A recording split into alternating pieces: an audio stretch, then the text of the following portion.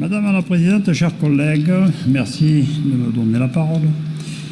Le Rassemblement national est par principe opposé aux parcs naturels régionaux, qui sont un échelon administratif supplémentaire et budgétivore, mais va sur ce rapport s'abstenir. C'est le choix, entre autres, des communes du Lot-des-Voix de l'intégrer. Nous ne souhaitons donc pas nous y opposer. Toutefois, notre abstention s'accompagne d'une mise en garde contre les parcs naturels régionaux. Car quel est l'intérêt d'un parc naturel régional? La protection de la biodiversité et de la nature est la mission des réserves naturelles. Rien de plus artificiel en réalité qu'un PNR.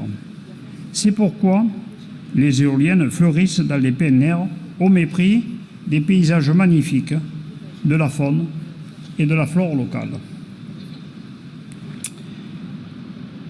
Pour les communes, en particulier de petite taille, c'est un moyen de trouver des financements, bien entendu, mais au risque de se mettre sous la contrainte de règles souvent abusives, parfois liberticides. Un PNR, c'est aujourd'hui un échelon supplémentaire du millefeuille administratif français. Entre les communautés de communes, les départements et j'en passe, il contribue à l'explosion du nombre de fonctionnaires territoriaux quand pendant ce même temps, on réduit des services essentiels à la population, dans le milieu hospitalier par exemple, dans les fonctions régaliennes comme la gendarmerie, etc., etc.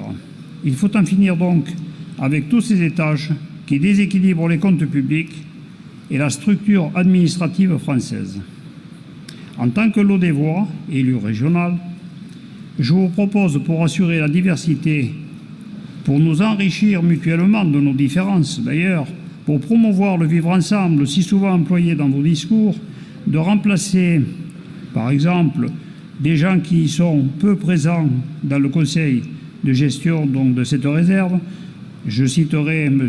Gibelin-Jalduc, Mme Aurélie Mayol, qui est déjà présidente du Parlement de la Montagne, tous les deux absents de toutes les réunions du comité syndical du PNR en 2018.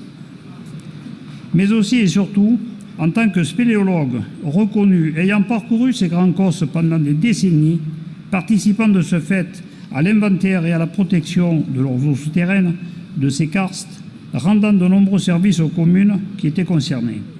Étant président de l'association de gestion de la réserve naturelle nationale du TM 71, unique en France, je suis parfaitement légitime pour représenter la région au sein du PNR des Grands Cosses.